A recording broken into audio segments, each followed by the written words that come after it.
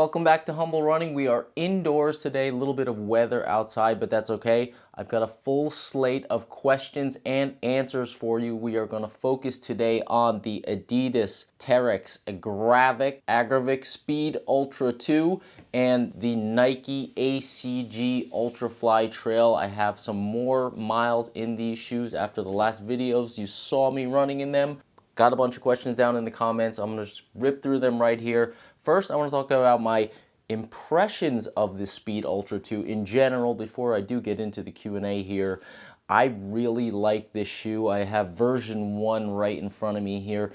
There is a little bit of a weight gain that I did highlight in the video there. I do think that is really a non-issue for me, and I think for the majority of runners it is going to be a non-issue. The fit of this shoe is so much better. I have a comment, the first one straight off the bat, talking about it here, but it just fits my foot really like a glove compared to V1 especially. I have both shoes in a size US 10 here.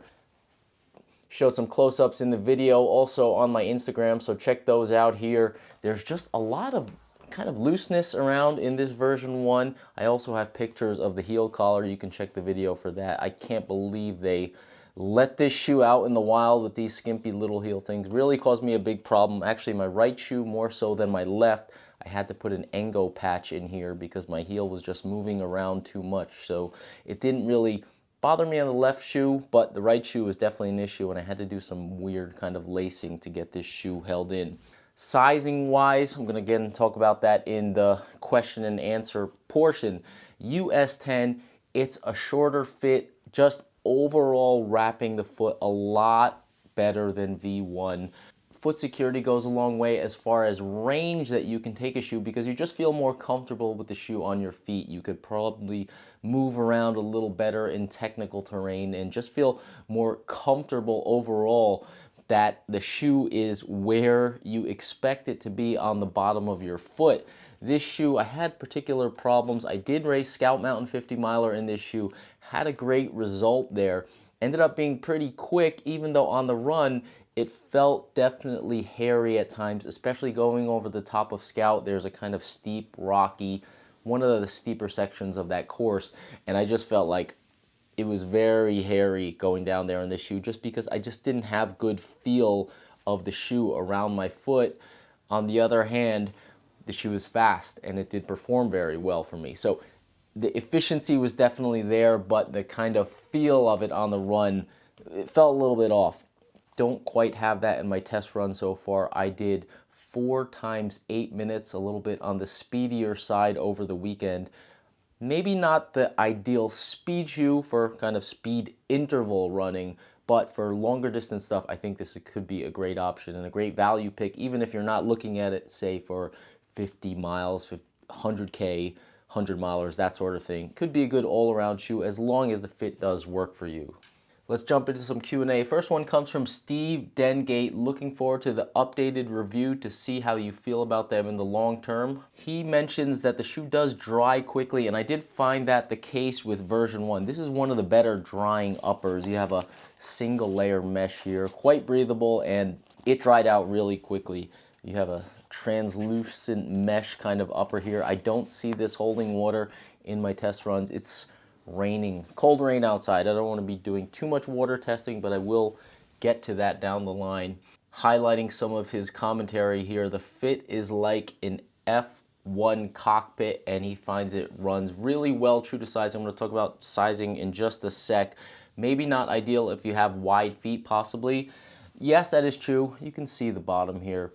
It is a very secure fit. I don't find it snug around the midfoot. I find it just right for my foot shape, but if you do have a wide foot, you're going to have a little bit of overhang over here. These sidewalls do kind of come up and wrap around your foot, but if your foot is wide, you may find yourself pushing out over the edges of this very narrow platform on the middle. So that is something to keep in mind if you're considering the shoe as a wide-footed runner. Last little bit here. From what I've seen and heard, they might be a better purchase than the TT, as was worried I jumped in too early and impatiently picked the wrong shoe. There's quite a price difference between the Agravic TT here And the Speed Ultra 2 here, you have a wider platform here. I'm going to talk about that in another one of their models. This shoe definitely feels firmer. I'm having a tougher time trying to get used to this one after running initially in this shoe. The softness under the midfoot just works great for me. The midfoot, especially the forefoot, I should say, it's just perfect for my kind of ground strike platform. This one is a little bit firmer under the middle of the foot. You have a rock plate in here. It's more billed as a kind of technical, they do call it a race shoe, but at that price point, it's certainly a workhorse training shoe, but I would probably reserve it for technical trails where you do need that rock plate. You're not gonna get the same kind of bounce and efficient feel as you do with this one. You have full Light Strike Pro throughout. This one, you have a segment of Light Strike Pro kind of curiously in the middle, not all the way up front. It's kind of embedded in the middle of a regular Light Strike foam here. So you don't have that full Pro softness underfoot. In terms of value, if you need that rock protection again, this would definitely be a good value. High quality shoe, everything looks great here. The upper, I have some lace locking that I'm gonna test out on the run to see if I can get my heel to sit in there pretty good, but there's nice good padding in there. You don't have to worry about, some may have concerns about the edging here. You don't have any of that here as far as a training shoe. It's more of a standard setup here. But in terms of value, I find this is a great value. It's not a crazy high price compared to some other super shoe models. Definitely super shoe price you've got going on here, but if you like the feel of the shoe and you're maybe a quicker runner, you like to run your training miles at a quicker pace, especially if you are a forefoot striker or midfoot striker, I don't think there's a shoe that's going to give you a nicer feel under that forefoot than this one. So you could potentially log a lot of miles in training and racing in this shoe. Another comment here from TrueTube1, that plastic collar, that cuts skin after a long race, throw into that those painful ankle joints after a 100-mile run. I believe he's talking about this ankle collar here. I had a question about medial support. I think I'll get to that in a second. And the heel counter here. There's not much in the way of a heel counter here. A little bit of stiffness in the rear, actually. It's not completely floppy, but you have this plastic piece that kind of wraps around the outside. This is not really at a point where it's hitting my ankle, and this is actually kind of low. Maybe this edging here he may be talking about, but I find that the collar of this shoe is actually pretty low. I don't really feel this at all around my ankle, and on the inside, being that they have that really huge ring of padding in there now compared to this one, it definitely keeps this edging here off of my foot. So that is not something I've noticed at all in my test run so far. So I wouldn't be concerned about that one. Comment here from Marlowe King, looking for a trail shoe with medial support, heel counter, etc. How is the support? I was just talking about that a little bit. You have this wrap. This is your kind of heel support here to kind of hold you in. In terms of medial support, I don't notice the shoe collapsing in at all on the run, but you could kind of look at this. You're getting what you're seeing here. It is quite narrow, very extreme narrowness under the middle of the shoe. So if you're looking for that shoe to kind of perhaps, you always want to have that flat landing point. A lot of shoes are like that, and especially when you're running at slower paces, maybe later on down the course of a 100-mile run, you kind of sit back a little. You're not as up forward on the forefoot, midfoot as you were perhaps earlier in the race. You don't really have that stability or support in this shoe just due to the nature of the geometry and the setup here. So the other runner was talking about ankle issues in a 100-mile race. You have to be prepared. I feel like the shoe is designed for efficient runners. Again, midfoot, forefoot strikers for sure. Heel striking is going to be a little tricky, the shoe. If you're a dead-on heel striker and you know it, this may not be the shoe for you just because you have a big sweep up here and you don't have like that extra to crash into. It's not a kind of flat, continuous ground platform here. It really sweeps up here. You have that rocker similar to the North Face shoes, both in the front and the back. So you can't really expect to have that flat spot if you want to land flat and then roll into it. You really want to be forward leaning, forward oriented in terms of your stride and ground strikes here. So just be prepared for that. But on the other hand, I was running quite quick in these the other day, 4 by 8 minutes, and I don't notice any kind of medial instability. I don't feel like I'm pronating at all in this shoe. You have these kind of, they're sort of like wings here. I like this setup because they could kind of extend the lower section of the midsole here, but have it be flexible. So if you're someone that likes to roll into your ground strike, maybe land a little outside, this will hit first and kind of give a little bit and allow a smoothness to your ground strike that I find works really well. It allows this shoe to keep a wider platform here without having a big heft of midsole sticking out there. So this is kind of a cool setup. It also shows off the energy rods in there, so that's a nice feature. Another question here from Adrian Miko. You know what? The 38mm stack checks out with Running Warehouse independent measurement. On the other side of the spectrum, Running Warehouse measures the Norda 005 at the same 38mm heel stack, while Norda lists it at 28.5. Yes, I was mentioning in my review, this is spec'd at 44, and I was trying to figure out, I'm basically measuring from the bottom here to the top of the insole there, and I find it doesn't make sense to measure at the exact heel because I have to rock the shoe back to get that measurement.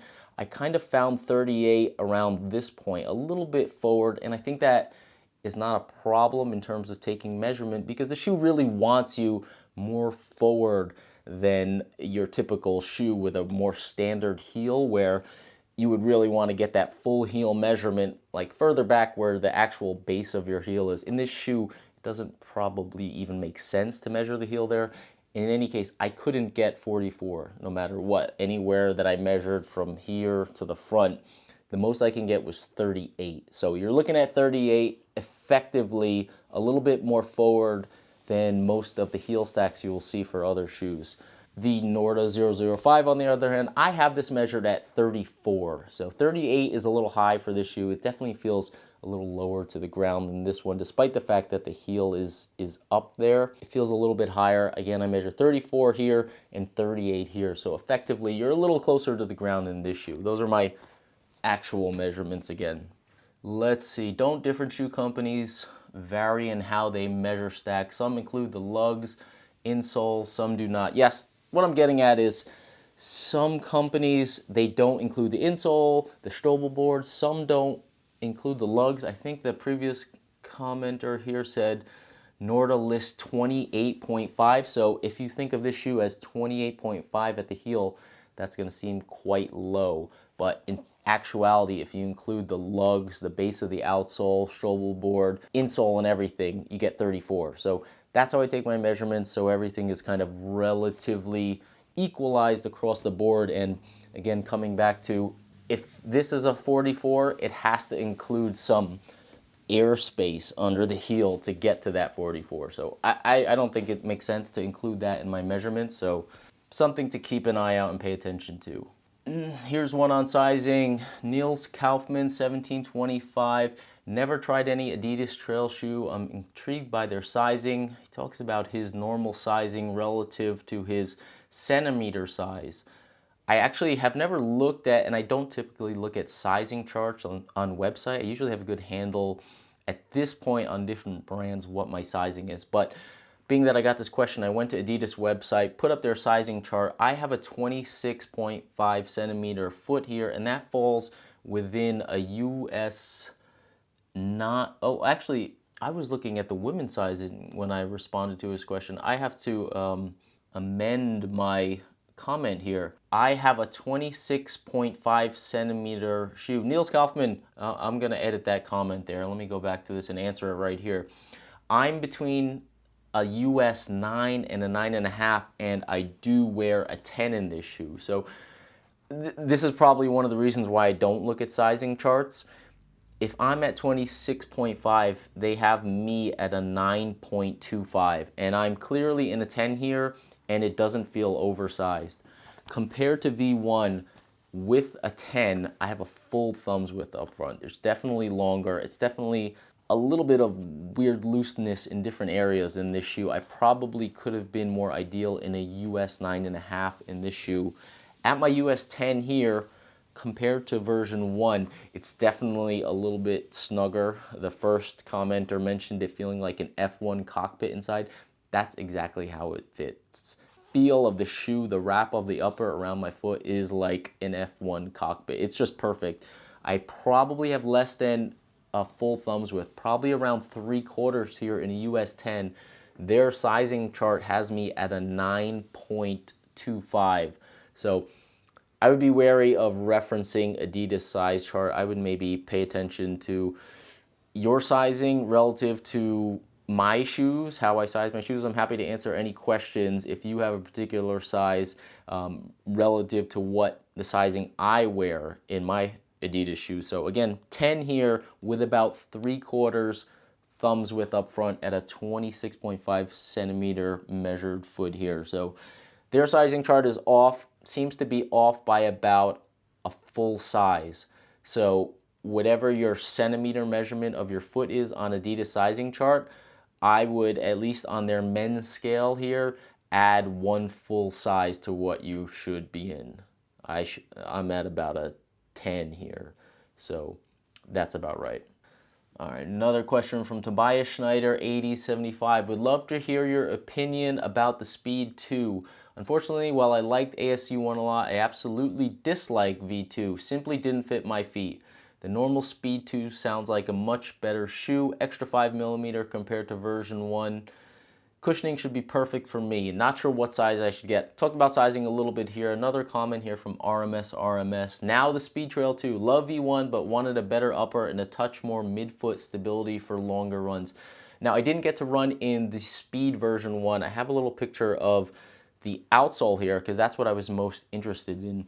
Running this shoe in those 4x8 minutes, there's a lot of softness under this shoe, and it felt quick and efficient for those, say, longer intervals, but I didn't feel the quite pop that I would want to have for like a speed intervals. Like if I was running really fast, shorter intervals, the shoe would do perfectly fine, don't get me wrong, but there's a lot of softness in this one that kind of saps that like poppy feel that you might want to have on speed intervals.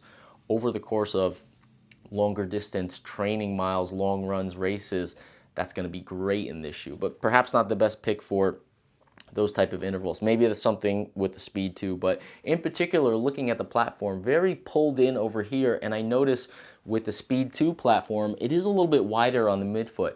Maybe not quite as wide as this TT. Did I mention I have a test pair on the way? Yes, I do have a test pair of the Speed 2 on the way, so I will be reviewing that shoe shortly. But the platform in the shoe seems visually somewhere in between the TT and the narrowness here that you find in the Speed Ultra 2. So I think that will give a quicker feel, and you could kind of sit a little further back, push that power off of the midfoot when you're doing that speed running, and it might be a little bit more stable than this with this narrow pulled-in platform here. So looking forward to see how that one feels underfoot.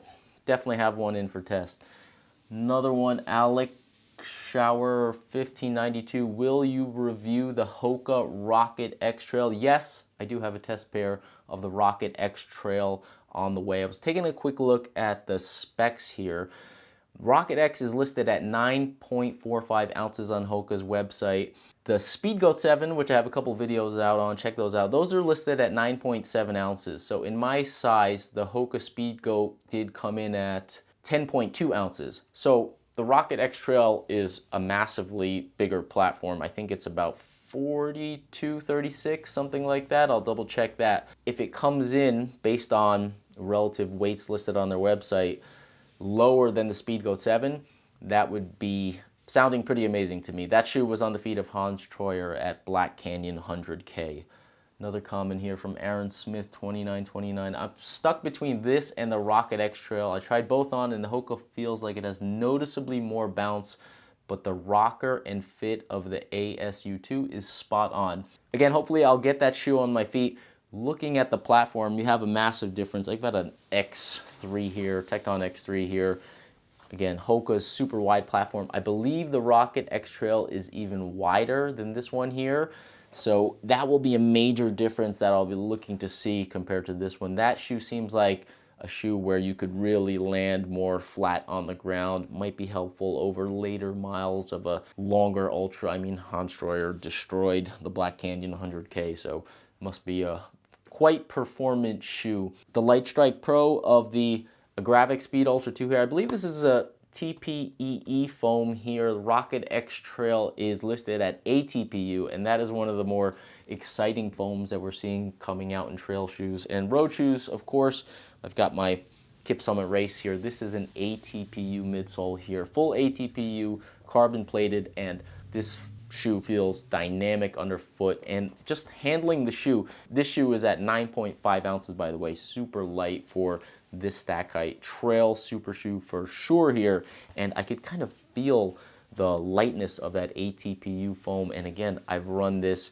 did the 20-mile long run in this one. Check out my video on that one. Also a couple other videos. Great shoe, and I think you're gaining a lot of responsiveness from this foam and also keeping the weight down. So if that Rocket X Trail does come in at that lower weight, that will be something interesting to check out. I was looking at their sizing chart. Hoka has a little comparison thing, and you can list different models on there. Something I found a little curious as I was looking at the Rocket X Trail weight.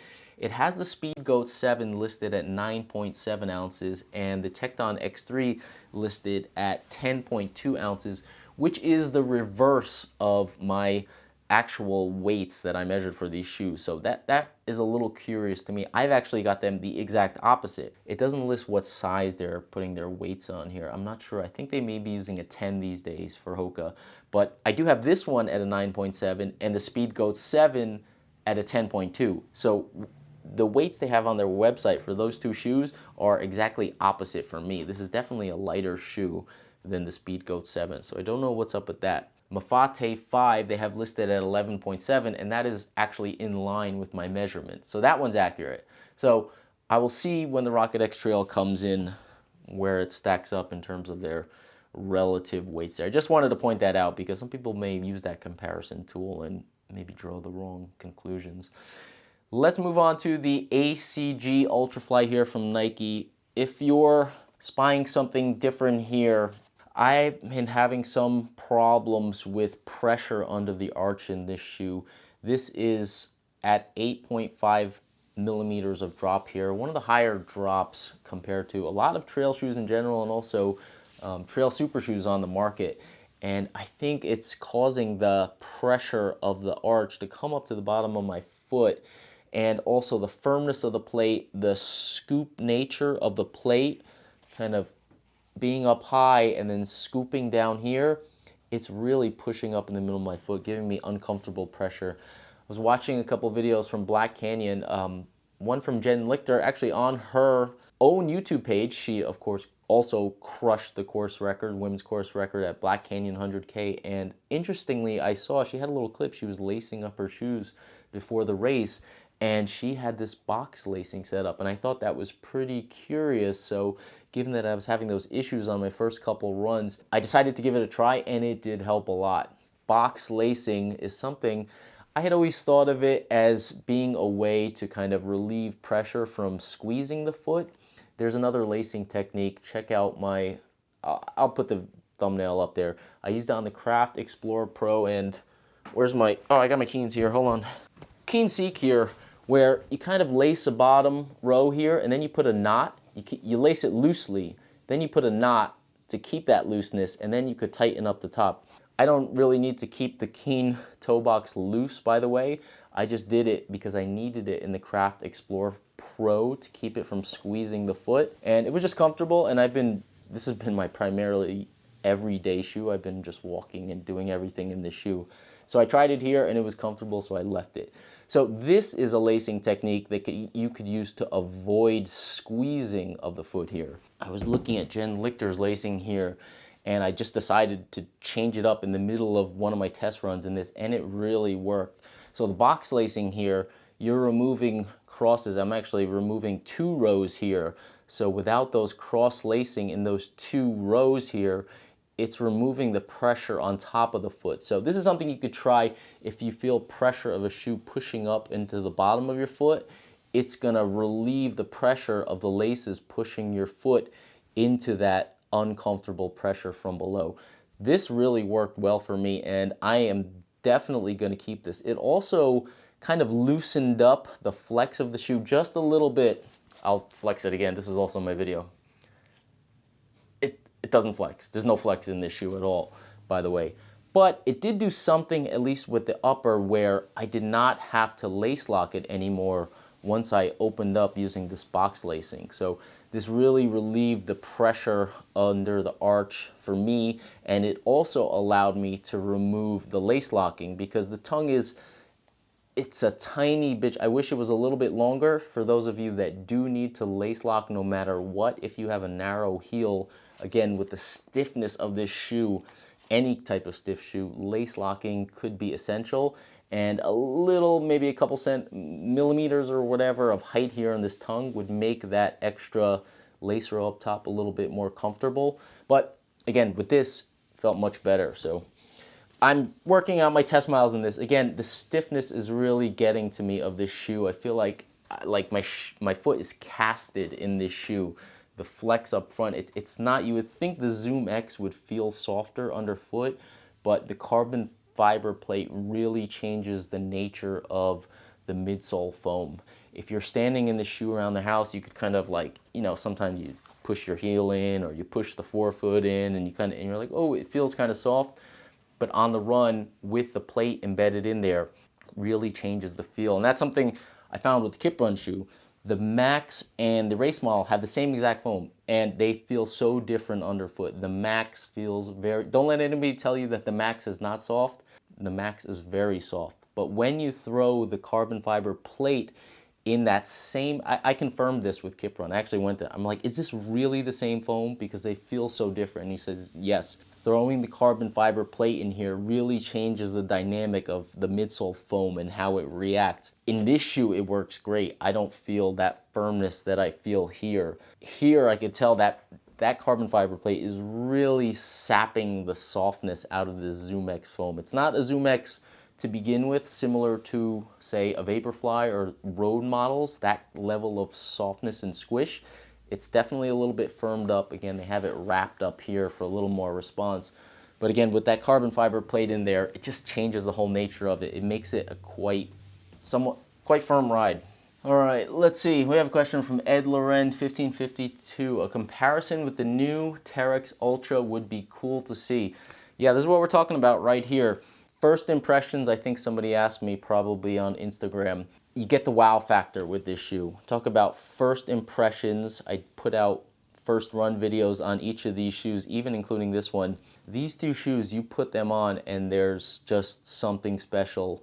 Cade Michael, actually, he ran this shoe, Black Canyon 50K. I believe he got third place or something. I asked him what he thought of it and he said that this shoe was the truth, quote unquote. And I agree with him. It has the wow factor when you put it on, and the first few steps on the run, you get that. Same here with this one. For me in particular, this is not going to be for everyone. You have to be forward leaning, you have to be up on the forefoot. Again, efficient type of running style with this shoe. It's not going to be for everyone, but it does match my style well. So I also get the wow factor with this shoe that I don't quite get in the Nike shoe. The base is just kind of wide. Again, I talk about the stiffness and it feeling relatively firm. I don't have the wow factor. I'm kind of holding off, like hoping that it's going to open up a little bit and maybe become something that I'll enjoy running in, but I don't get that step in wow factor that I had literally from the first steps in these two shoes and, you know, some other shoes as well. Just not there yet in that one. We'll see how it goes. Another question here from Dana Walters, 2530. This is, we're moving on to the ACG Ultrafly Trail. How would this shoe fit in as a daily trail shoe? I currently run in an older Trail Pegasus and did not love the Ultrafly 1. Was too intense on my Achilles. Paces on moderately technical range from 8 minutes to sub 6. Yeah, I mentioned in reply here that I have to break them in so a little bit more to get a feel for them. I was just talking about this. It's a better shoe compared to the non-ACG Ultrafly version 1. That one was, I mean, the stiffness was about the same, but they didn't have the dual split plate setup that you have in here. I feel like this does give a little bit more flexibility. I don't think it's the most stable in technical terrain for sure, but at least when I'm kind of maneuvering around a little bit, I noticed that this outer lateral edge being set back a little bit more, being wide from here to here, again with that split plate, the shoe can tend to roll if you step on the rock in the wrong way, but inside the shoe itself, it does seem to adapt a little and keeps my foot stable on the ground as long as the entire shoe is not rolling. So there's definitely a better upper here. It's wider. It wraps the foot better than that kind of rounded thing they had going on with the Ultrafly version 1. This commenter mentioned intense on your Achilles. If that was intense on your Achilles, you might have the same issue with this one here. That kind of strain on your Achilles, I get it in my lower calves, upper calves even, when I have a stiff shoe, especially if you're running up hills, because the shoe doesn't want to come with your heel as you're climbing up. It's essentially working against your lower leg and just stretching and pulling it all the time. So if that was a concern in version 1, I think that concern about stiffness and if Achilles kind of tension is still going to be there in version 2. How about for long use? Is it worth to buy? I'm going to run 100 miles soon with 13K elevation. Do you think it's good? The shoe can certainly handle it. Going back to the previous question about it being a daily trail shoe, no, I don't think it's a daily trail shoe. You would definitely want, I personally would want a little bit more comfort for sure, and Nike does have other models like, say, the Zagama, even the Wild Horse if you like that kind of shoe. The Zagama for sure is version 2 that's currently out, and 3 that's coming out with a wider fit toe box similar to this one. Those are going to be your daily trail models, and they're going to feel more like a quote-unquote normal shoe or normal trail shoe, something that you're used to. This one is very aggressive. I don't see this as a daily training shoe at all. As far as running, say, 100-miler, I don't know. What are you into? Are you into cushion? Do you need softness underfoot? Do you like an efficient ride? The shoe's certainly efficient, but you have to be, I think, a quick runner. I think it works for faster runners, limiting that ground contact time. The more ground contact time you have, the slower kind of you're running. That's just more tension on the foot due to that stiffness. If you're really fast and efficient, like some of these, say, Jen Lichter breaking the course record, she's moving. I heard she had a very high cadence as well. I think David Roche was talking about that. Higher cadence, you're limiting that ground contact time, limiting the time the stiffness has to work against your Achilles. That's why it could be a shoe that's leaning more towards the elite type of runner versus the everyday runner here. This one comes from Sug. You will get beat up on the climbs with the shoe. You will spend way too much energy. My comment was the great debate about carbon fiber plates in trail running shoes. I think everybody heard about this. Salomon came out with a report, or they referenced a report that carbon fiber plates were essentially sapping energy or not giving you what you think from trail running, specifically when it comes to climbing. On the flip side of the coin, people were saying, well, Salomon doesn't have a carbon fiber plated trail shoe in its lineup, so it makes sense that they would promote a study like that. I'm not necessarily against carbon fiber plates. This one has a carbon fiber plate. The Tecton models that I have here, X2, I've run plenty of 100 miles in there, split carbon fiber plate. X3 is also another great shoe. Notably, nylon fiberglass plate here, not carbon fiber. On seems to be in the camp that carbon fiber plate is too stiff for a trail running shoe. Not totally against it because this shoe feels fantastic with a carbon fiber plate. Also, I love the Vective Pro 2 from the North Face. Pro 3, the plate isn't an issue for that shoe with me, just the kind of heft of that shoe, but I don't think it's anything to do with the carbon fiber plates. This one, on the other hand, the stiffness of it, I think what this was saying, you'll get beat up on climbs. I was alluding to this earlier, being the climbs, putting stress and strain on your lower legs and Achilles. That's kind of the thing. On climbing, you're kind of fighting against that plate. more rolling, smoother, certainly runnable terrain, that's when you get that carbon fiber plate effect. In fact, when we put these on shoes, I'm talking about the wow factor earlier, I remember I have that blue Flyknit Vaporfly, and when I was running marathons, primarily back in the day, when I put that shoe on and you just kind of take that step and you feel the plate lift your heel, that was the like aha moment for me, like, oh, okay, yeah, this is gonna work. But that's a road shoe. When you put this shoe on and you take the first step, you get the same feeling in here. So it's not quite the wow factor on the run that I get from these two shoes, but you do have that aha moment, like when you take that step, you feel it lifting your heel. So you're like, they're doing the same thing here with the trail model as I got that same feeling with their original Vaporfly that I had run a few marathons in at this point. But it's just different setup here. Again, firmness, you can't have that crazy softness of foam in a trail shoe. So a little bit different there, but you do have that aha factor with the carbon fiber plate. But what I'm trying to say is this is one of the kind of stiffer carbon fiber plate setups out there on the market. If those that are in the camp of is carbon fiber good or bad for trail running shoes in general, this would probably be the one that you would point to say, oh, look how stiff it is, yada, yada, yada, if you were making an argument from that side of the camp. But the shoe did win Western States and crushed the women's record at Black Canyon. So for elite runners, it could be, again, a different story.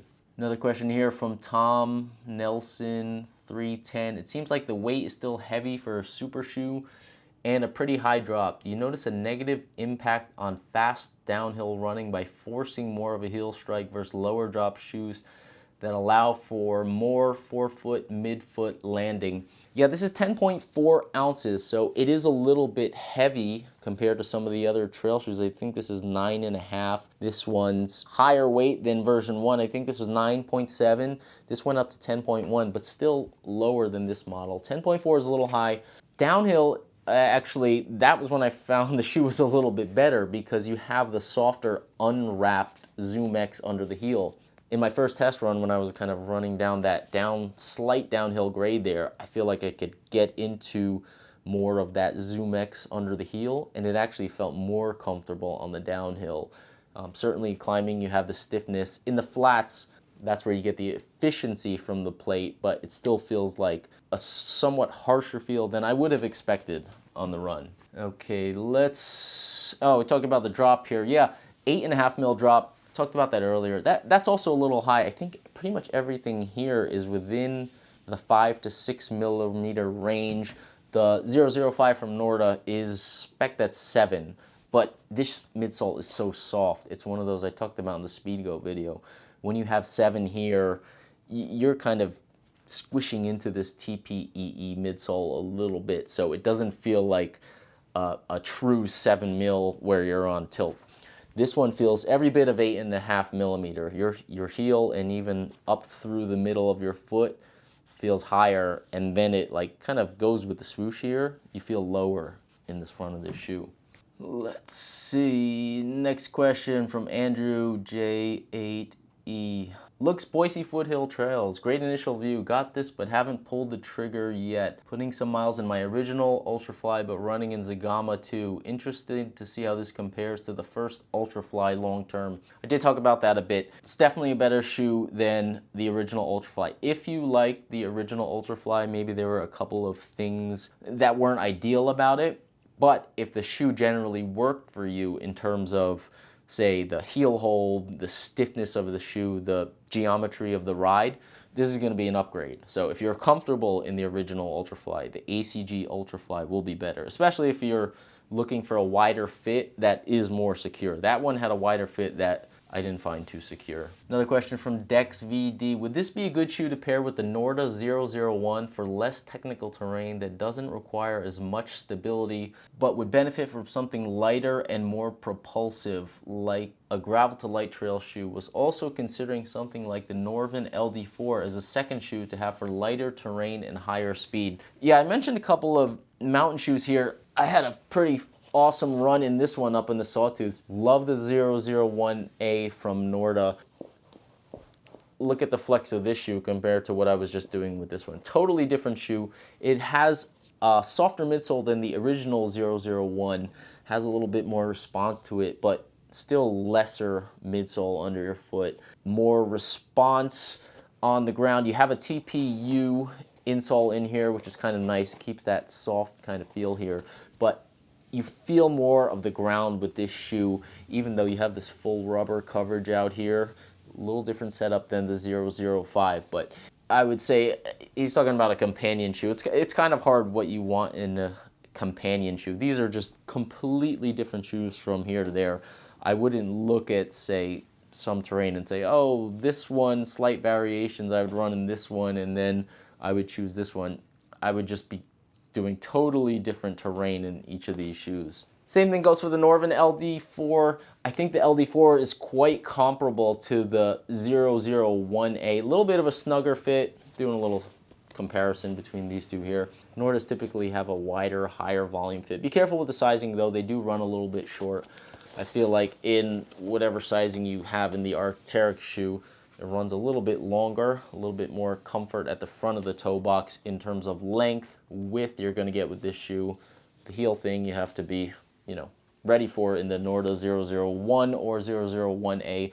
But these are really fun, unplated, just have a blast technical mountain running shoes where you do want to have some ground feel. They're in the mid-range stack. I think they're both about mid-range, so you're not having like pancake thin underfoot where you're going to feel every rock. They give you some protection, but enough ground feel where if you're agile enough, you could have a lot of fun in both of these shoes in the right terrain. Sawtooths for both of these shoes. Great picks. I will not be taking this shoe up into the Sawtooths. One Jed's another comment. Initial thoughts versus the Norda 005 and particular use cases for each. Okay, Norda 005, this is probably the anti-ACG Ultrafly Trail. If you are against a stiff trail running shoe, against a carbon fiber plated shoe, this is probably on one end of the spectrum and this is on the other. This shoe, look at the flexibility. This shoe, it's so much fun to run in. Check out my review comparison of this one and the Mountain Coast H1. I just have a blast running in this shoe. It's so much fun because I generally like a flexible trail shoe. I have some questions as to whether my particular feet would handle this kind of flexibility, softness underfoot over, you know, a 100-mile race or something like that. I would probably want a little bit more protection, but for most majority of trail runs, aside from, say, extreme distances and durations, this is just a great and fun shoe. 8.7 ounces here, whereas again, you're 10.4 ounces with the ACG Ultrafly. If you want something, there's some runners that don't want this flexi feel. This feels thin underfoot. You don't want things poking up to your foot. Maybe you're not as agile of a runner. You're okay with a shoe that has a setup that has that 8.5 millimeter drop, and you just kind of want to let it do a little bit more work for you. I do think with the Norda, your feet have to be up for the task. You have to be prepared to. Your body has to be prepared. Your feet, everything has to be prepared to run in this shoe. This shoe, as long as you're okay with the geometry, okay with the stiffness of it, it is going to help you a little bit more along the way. So just totally different shoes. I really don't think they're comparable at all in any way. It's really going to come down to preference there. Another one from Tomboya 4046. How does this compare to the Cloud Ultra Pro? Softness of feel underfoot. That is a key feature of this one. Nylon fiberglass plate in this one. In fact, I don't feel this plate at all under my foot. No pressure coming up under the arch. It is a forked setup here, so you know it's not split under the middle of the foot, but this Helion HF foam is so soft. It feels really great. I had no issues running this out at Roner 108K. Just a great feeling shoe. I feel like this is a super shoe that's gonna work for the majority of runners. I believe I call this the super shoe for the people in some of my test runs and videos with this shoe, because in general, people are looking for that combination of softness and efficiency from a shoe. They're not necessarily looking for a firm carbon fiber plate with like an extreme level of propulsion. They want more of that soft, comfortable feel and some level of efficiency from the shoe. And I think that's what you get from this one. The Nike, of course, on the other hand, all the things I talk about, stiffness of the plate, flex it quick, flex the on. It's not crazy flexy under the middle of the shoe, but the rest of the shoe is easily flexible. So it's just much more adaptable. I find this a much more comfortable shoe to run in. And going back to a previous question about daily training, potentially in a super shoe, this is a super shoe that is probably an unobtrusive daily trainer. Like if you love the softness of this feel, you don't mind paying that price for a shoe that you're gonna run kind of everyday miles in. This is gonna be more male. Little mailman, dog barking interruption there.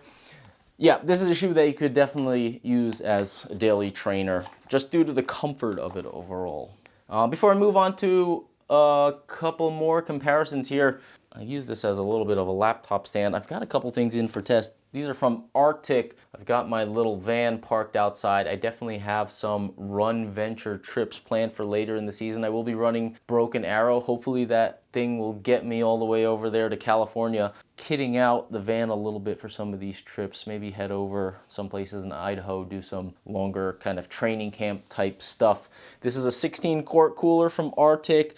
Gallon jug, ceramic lined here. Just wanted to kind of put them out there. Again, kitting out the van here. This thing is great because it's narrow. I already tried it out. It fits behind the seat, and for a smaller type van setup as I have, this is gonna be great for me. Gonna have video reviews of these as I get into some of those, perhaps do another sawtooth run in whatever shoe I'm testing at the moment and test out this kind of stuff. Full gallon here. It'll keep your liquids cool, I believe, for up to 24 hours or something like that. Great for a road trip. So RTIC here, check this out. This is one of these items that kind of popped up in my Instagram feed. You kind of fall victim to some of those things, but I actually saw it and I was like, ooh, that's actually gonna be perfect for what I need. So I reached out. I'll have some stuff from RTIC for testing and definitely some other stuff as far as running van setup going forward. Back to the shoes here. Kiprun, Kip Summit Race. How does this ACG Ultrafly compare to your first run in the Kip Summit Race? Quick specs here, 9.5 ounces, 37, 31, 6 millimeter. A little bit less stack here. It feels, again, I think the drop is a big difference between the Nike and a lot of these other shoes. 6 mil feels to me more balanced than the 8.5 on that one. That one, the shoe feels really up there on a shelf. This one feels more even underfoot, kind of similar to the Tecton X3. This one is spec'd at a 5 mil drop, but it has a similar kind of balanced feel front to back, whereas this one feels high in the heel, definitely more cushion in the heel, thinner even under the foot in the forefoot with the Nike. Wow factor with this shoe. Putting it on foot, the ATPU foam, the carbon fiber plate, 9.5 ounces here. That is very light for what you're getting in this shoe. It's just, you feel it first few steps in this shoe, so I like that one here. Here's another one from Troy, Chasing the Cutoff. Thank you. I did 15 miles out of the box, moderately technical trails in Colorado. Love the upper, hugs the foot, nice wide toe box, outsole superb, climbs well, can feel unstable in technical descents. We're talking about the Nike shoe here. To my surprise, the PUMA Deviate Nitro Elite Trail works for me better in technical terrain. The similar stacks between these shoes, the Puma's 38, 32. Again, another 6 mil drop, exactly the same as the Kiprun shoe, 9.5 ounces here. Just looking at it, it's a lot less shoe than this ACG Ultrafly Trail. Look at the uppers here. I do have a 9.5 here where I have a 10 here, so if I had a 10 here, it'd be a little bit heavier, maybe 9.7 ounces here. Still more than half an ounce lighter than this ACG shoe here. I talked about this shoe in my review, not perhaps being great on technical terrain. This foam feels so much more energetic. There's more action underfoot in this shoe compared to the ACG shoe. The ACG shoe has like an efficiency to it where you just kind of hit it and you feel that lever action for sure. You have the same lever action here with the PUMA, I ran this at Race to Roby Creek. Check out my race video in this one too, going up against guys in road super shoes, and I was wearing this one. It turned out pretty well. This shoe felt very fast, but again, it's still a trail shoe. Compared to those road super shoes, it's on the heavier side, but compared to this one, lighter. But nitro TPU foam here, plus the carbon fiber plate, it almost explodes off the ground. It's not just a lever action. Like with this one, with the 8.5 mil drop, you feel like your forefoot is lower, and then as you lean forward, you feel the plate pick your foot up. This one, again, feels like a more balanced ride, similar to the other ones. And when you hit the ground, it feels like the plate and the foam explode together off the ground. The upper is a little narrower, and the platform is definitely a little bit narrower. So I think I would definitely, between these two, as Troy over here was mentioning, I wouldn't pick either of them for a long mountain run. I wouldn't pick them for technical trails over some other models. But if I was picking one over the other for technical trails, I would agree with Troy here. As long as you're aware of that explosive feel underfoot, you just have to be careful where you put your foot, what angle you're placing your feet here and there. You just have to definitely pay more attention with this shoe. But with the narrowness of it, it feels more agile on the foot. Again, the balance of weight on the foot always feels better to me in technical terrain. This one feeling a little bit heel heavy and, you know, super wide in the forefoot there. Match these up. I mean, look at the difference there. I just feel like a lot of it comes down to where you're placing your feet in this one, and you might have a harder time finding foot placements with the forefoot of this shoe compared to the PUMA here. So really like this one. Again, I have the issue here. I haven't run this shoe in a little while, but I was considering maybe cutting a slit in here to relieve this little high point here. This is the only annoyance with this shoe. Great running shoe, but this is higher, way higher than it needs to be. If you look at some of these other Speed Ultra 2 here, improve the bolstering in here. Heel hold is great in this. Like what is this here for? Okay, never mind. Compared to Tecton X2, this one comes from Georgie, Shure, and the X3. Tecton X2, oh, I got the map version here, 9.8 ounces, 36.31, a little lower to the ground. This has a firmish feel. Again, X3, full PUMA here, 40.35. Both of these are 5 mil drops, by the way. Both of these have a more balanced feel underfoot. This one, even though it has that dual profile layer, it's having it on foot compared to the X3, noticeably firmer, not as much soft PUMA cushioning. This is not PUMA shoe, by the way, but you feel the softness of this one, and the plates, I feel, give this an efficiency that probably makes this one of the top shoe picks for pro runners and also, you know, quote unquote regular runners out there, because in this shoe you don't feel the plate. Both of these Tecton models, in fact, you don't really feel that plate. You know it's in there. I find myself running in this one and I look at my watch and I'm like, ooh, I'm running a little bit quicker than I thought I was, and without also noticing any feel of harshness or firmness of the plate underfoot. There's no contouring major pressure under the arch in this shoe or this shoe. They can feel quite, not flat, but compared to a shoe like this that has that contour under the arch, they'll just feel totally different. I like both of these shoes. Definitely did a couple 100-milers in other orange versions of this shoe. I think this is a great shoe. The heel hold is a little bit lacking. I find some slippage in the heel in this model. I think others have also found that too, but a great and well-performing shoe. I'd say I take this out in maybe shorter distances, mid-distance ultras at this point, but again, you can do 100 miles in this one, certainly in the X3. Oh, I do have one more here. This one comes from Greg Bagby V80. Have you had a chance to run in the Capital Brooks Cascadia Elite? Supposed to be the shoe to have. Matrix upper, sawtooth laces, PUMA midsole, Vibra Mega Grip, Elite outsole, excitement in the air, available in 2 weeks. Okay, we'll see. Cascadia Elite Trail. To me, when I saw that shoe, obviously it has the gator. It reminds me, at least in look, PUMA midsole. Again, carbon fiber plate, I believe, in that shoe. I'm going to double check that. But it kind of gave me the vibes of the Tecton X3, probably due to the gator. I just confirmed before sitting down here, I will have a test pair on the way. So Brooks Cascadia Elite will be in the mix here against all these other trail super shoes shortly. So look out for reviews and comparisons featuring that one on Humble Running. Of course, the Speed 2 from Adidas, as I mentioned, and maybe more full comparison videos between mixing and matching models here in front of me. Let me know what you would like to see. Thank you for tuning in once again. I hope this was informative for two of the top trail shoes on the market at the particular moment. I suspect that these are not your do-it-all type of super shoes. These are kind of more specific models, and I think that's why I got a lot of questions on them. You know, looking at this platform underfoot, the proven performance of version 1 and the updates that make this shoe, for me, a better shoe compared to version 1's. I don't really care about that weight gain.